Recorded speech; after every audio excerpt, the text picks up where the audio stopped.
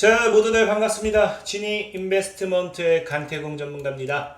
자, 오늘은 이제 100배 성장을 노려라. 자, 코로나 최대 수혜, 코로나에 대한 최대 수혜를 기대해 볼 수 있는 골드만도 2조를 투자한다 해서 투자에 따른 저평가되어 있는 우량주를 여러분들에게 공개를 해 보도록 하겠습니다.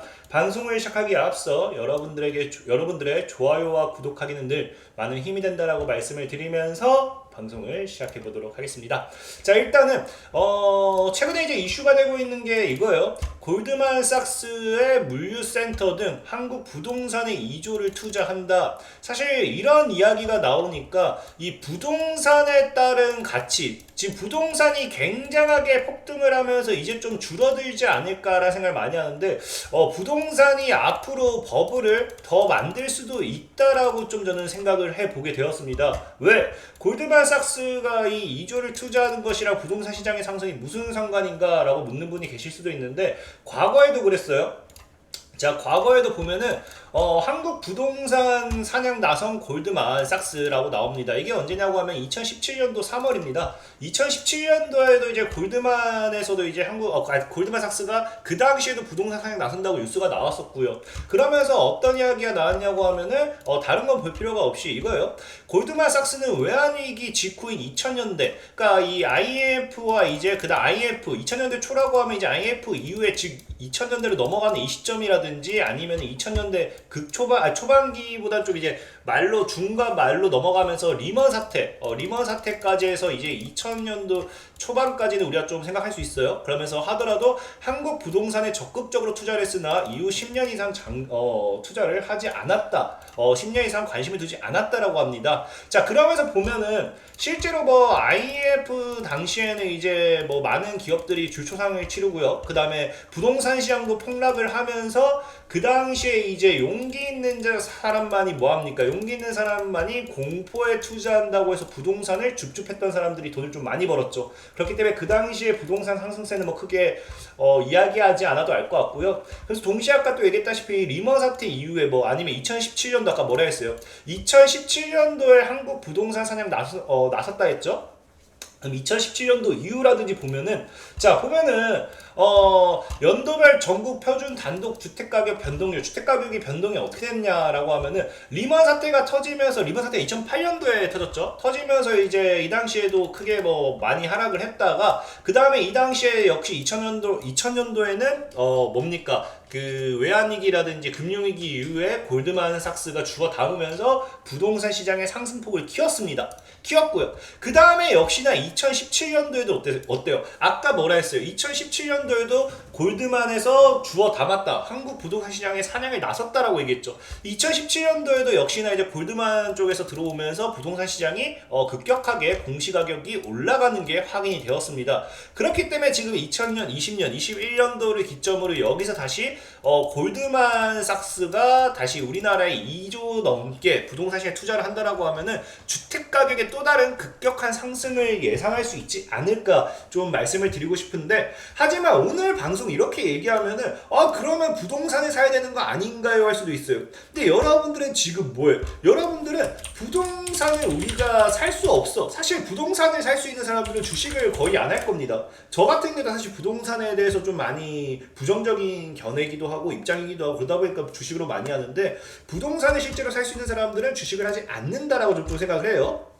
아무튼 그거와 별개로 부동산 시장은 계속해서 오를 거다라고 좀 생각도 드는 게 뭐냐고 하면은, 최근에 뉴스 또 이런 게 있어요. 우리들 기자 뉴스와 반대로 하면 돈을 번다고 하잖아요. 근데 부동산은 늦었다. 결국 믿을 건 이것뿐이다 하면서 대박 꿈꾸는 2030. 그래서 지금 20대와 30대는 부동산 안 한다. 다 이제 해외 주식 거래 100조 넘었다. 다 해외 주식 하고 있다. 부동산 안 한다. 이런 거 보니까 역시나 20, 30대에게 이제 해외 주식 해라. 부동산 늦었다 하는 거 보니 부동산은 아직도 지금이라도 연끌해서 사야 되는 게 아닌가 좀 싶은 생각이 듭니다. 어쨌든 얘기했다시피 오늘 방송을 통해서 그럼 이러면은 부동산 사세요 하고 끝낼 수는 없으니까 그런 부동산 가격이 오르는데 우리는 무엇을 투자를 해야 돈을 벌 수 있을 것인가 있을까? 거기에 대한 이야기를 해볼게요. 자, 그러면 우리가 뭘 보면 되냐고 하면은, 자, 지금 이제 골드만이 어떤 식으로 이제 투자를 하느냐? 자, 국내 부동산 투자를 위해 2조 원대 실탄을 장전했는데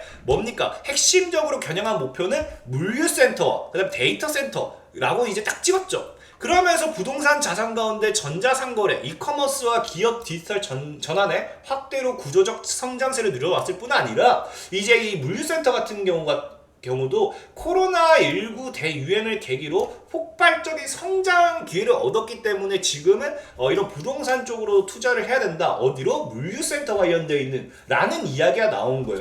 그러다 보니까 여기 보면은 이게 오늘 이 뉴스가 어제 나왔죠. 근데 여기 또 나오는 게 뭐냐고요? 골드만삭스는 선진국 대비 빠른 성장세를 보인 아시아 시장 중에서도 이제 한국, 중국, 일본에 주목을 하고 있다라고 얘기하는데 실제로 지금 이게 보면은 일본에도 자금이 흘러 들어가고 있어요. 5월달입니다. 골드만도 일본 부동산에 연 2.2조 5천억을 투자한다. 글로벌 펀드 속속 집결. 근데 여기서도 주목해야 되는 게 뭐냐고 하면은 그냥 부동산이 아니라 일본 역시도 뭐 한다고요? 물류시설, 데이터 센터, 오피스 빌딩 투자를 한다라고 이야기해요. 그러면 여기가 우리 핵심적으로 짚고 넘어가야 될 게 뭐냐고 하면은 물류센터예요. 물류센터. 지금 우리는 이제 물류센터 관련되어 있는 부동산 시장을 무시할 수 없다라고 좀 이야기하고 싶어요. 근데 이렇게 얘기하면은 물류센터 관련되어 있는 거 많죠. 기본적으로 쿠팡이 이제 대표적인 예일 거고 아니면 진짜 최근에 이제 기업 보고서 까보면요. 그냥 대놓고 얘기해요. 기업 보고서 아니라 리포트 까보면은 물류센터 증설의 숨은 수혜주가 NPC다. 바로 나오잖아. 그럼 여러분들 차라리 NPC 사세요 라고 이야기하면 오늘 방송 끝. 근데 이럴 거면 방송 안 한다 했죠. NPC가 사실 차트적으로 더 치고 갈 수도 있긴 한데 저는 오늘 여러분들에게 다른 걸 얘기해 주고 싶어요. 어찌됐든지 지금 이제 오늘은 이 골드만을 통한 부동산이 주잖아요. 주 내용이기 때문에 결국 부동산 관련되어 있는 주식을 이야기하고자 합니다.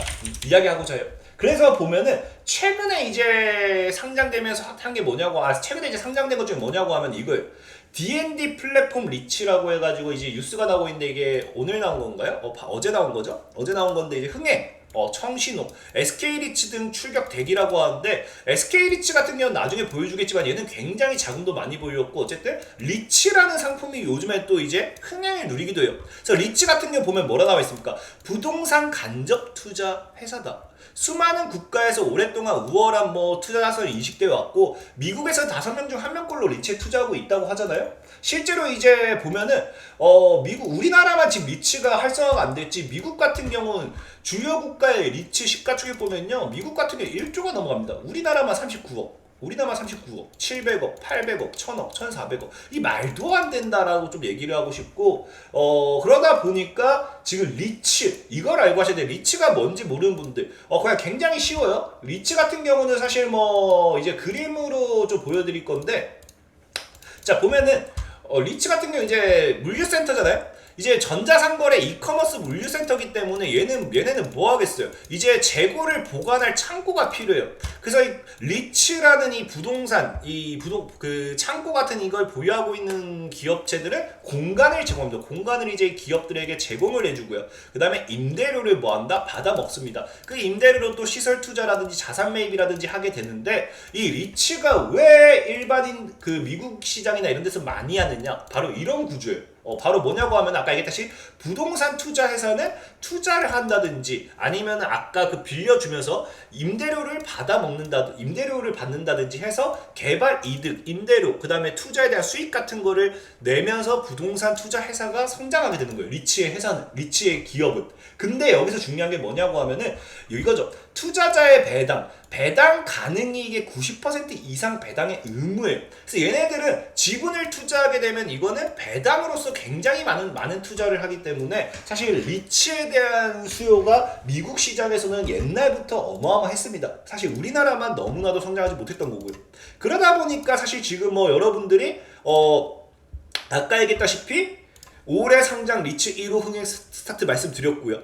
그래서 지금 이런 것들, 지금 이제 리츠 같은 경우는 이제 여러분들이 무시할 수 없습니다. 지금 이제 골드만, 만약에 아까 얘기했다시피 골드만이 물류센터를 통한 부동산에 투자를 한다고 하면요, 우리는 리츠에 대한 이 시장에도 눈을 뜰 때가 됐다란 거예요. 이거 왜 안 넘어가니?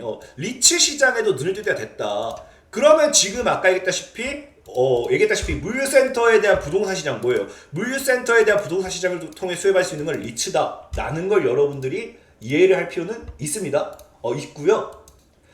그리고 지금 이제 올해 상장 1호 리츠 1호라고 했는데, 사실 이게 말이 올해 상장이지 이미 작년 말에 처음으로 상장된 게 있어요. 그건 잠시 후에 보여드릴 거고, 그 다음에 이제 뭐 아까 얘기했다시피 SK 리츠 같은 경우도 엄청 흥행했다 했잖아요. SK 리츠 같은 경우는 보면은 수요 예측 흥행 성공, 경쟁률 452대 1입니다. 얼마나 모였냐고 하면 73조가 모였어요.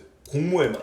73조가 모였다라는 건요, 굉장히 큰 금액이 모인 겁니다. 그렇기 때문에 이거를 무시하고 할 수가 없다라 좀 말씀드리고 싶고, 이 73조가 얼마나 많이 모인 건지 모르시는 분들 위해서 카카오뱅크랑 좀 비교를 해드릴게요. 카카오뱅크 같은 경우는 여기 보이는 대로 뭐라고 나와 있습니까? 청약금 58조예요. 카카오뱅크가 58조에 몰렸는데 73조가 몰렸다. 굉장히 많은 장이 모인 거기 때문에 앞으로 여러분들 뭐 하셔야 된다고요? 리츠에 대한 건 지속적인 분석을 해야 됩니다. 해야 되고 공부를 해야 되는데, 사실 아쉬운 거는 아까 얘기했다시피 우리나라에 지금 상장된 건 이거밖에 없어요. 이거 안 나오네. 지금 이름이 안 나오는데 ESR 캔달스퀘어 리츠라고 합니다. 그래서 2020년도 12월에 상장이 돼가지고 지금 9천까지 올라갔다가 이렇게 됐는데, 이 기업 같은 경우 사실 쿠팡, 이 기업 같은 경우 사실 쿠팡이, 여러분들 좋아하는 쿠팡이 계약 면적 비중에 50% 차지한 만큼 쿠팡발 모멘텀이라든지 이런 거 충분히 노려볼 수 있기 때문에 굉장히 좋아요. 굉장히 좋은 기업인데, 사실 이 기업의 시가총액이 거의 1조가 넘어가기 때문에 좀 무겁습니다. 무거워가지고 사실 이 종목을 ESR 이제 캔달스퀘어 리츠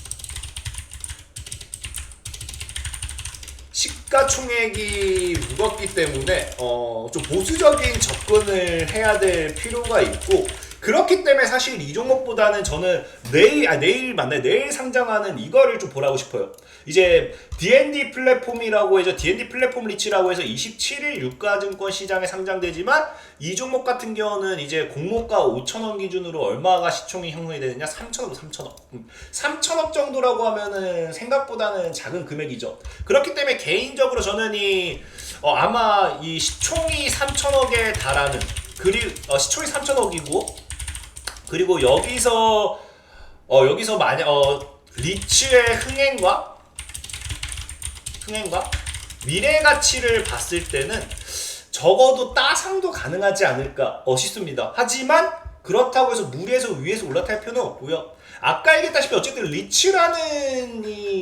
리츠라는 시장을 봤을 때, 시가총액만 봤을 때 주요 국가를 봐도 미국 같은 경우 1조가 넘어가요. 우리나라는 지금 39억에 달하는 이 정도밖에 형성이 되어 있지 않기 때문에 우리가 바로 옆 나라 일본만 따라가줘도 100배가 아니라 300배는 기본적으로 400배는 지금 성장을 더 할 수 있는 시장이란 겁니다. 그렇기 때문에 이 리츠에 대한 시장, 리츠에 대한 것들도 여러분들 좀 분석해 보셨으면 좋겠습니다. 사실 리츠 관련해서 종목들이나 기업을 까놓고 여러분들에게 소개를 시켜드리고 싶지만, 지금 당장에 상장된 거는 말씀드렸다시피 ESR 캔달스퀘어 리츠 하나, 그 다음에 이제 곧 상장할 곧 상장할 어디 갔어요? 이름 뭐야? 왜 이렇게 어렵니?